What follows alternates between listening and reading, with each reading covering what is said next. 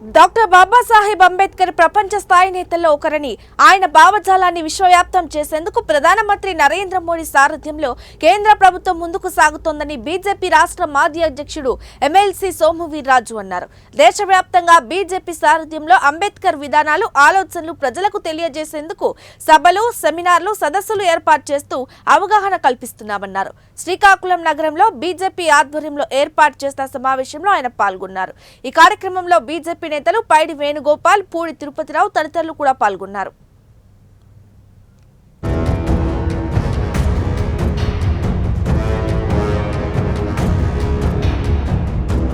వారు జన్మించినటువంటి స్థలం మధ్యప్రదేశ్లో పెద్ద క్షేత్రంగా దాన్ని చేసి 20 లక్షల మంది 5 రోజుల్లో అక్కడికి వచ్చిన సందర్భంలో వారికి పూర్తి ఏర్పాట్లు చేయడం మధ్యప్రదేశ్లో.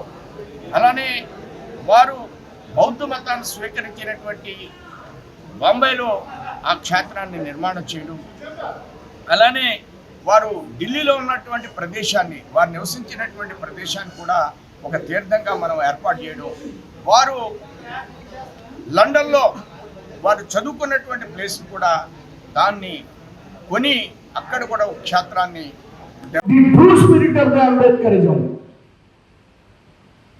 దేశంలో రాజ్యాంగాన్ని ఎంతో పవిత్రంగా అంబేద్కర్ రాస్తే దాన్ని 70 సందర్భాల్లో తూట్లు పొడిచి చట్టాన్ని అనేక సందర్భాల్లో వాళ్ళు భారత రాజ్యాంగ చట్టాన్ని వ్యతిరేకంగా తీర్మానం చేస్తూ పార్లమెంట్లో చట్టాలు పాస్ చేశారు.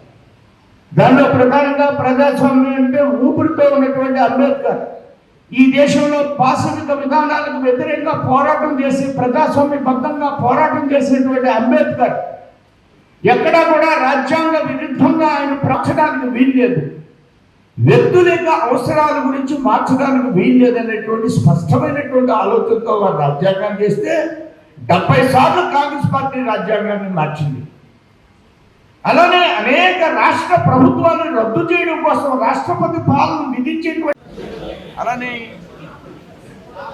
వాజ్పేయి గారు కర్మచారి కమిషన్ ఏర్పాటు చేసి బాకీ వృత్తి చేసుకునే వాడికి చెట్పిక్ ట్యాంకులు క్లీన్ చేయబడును అని ఆ వెహికల్ ఇచ్చి వారి మలమూత్రాలు చేతితో పెట్టకుండా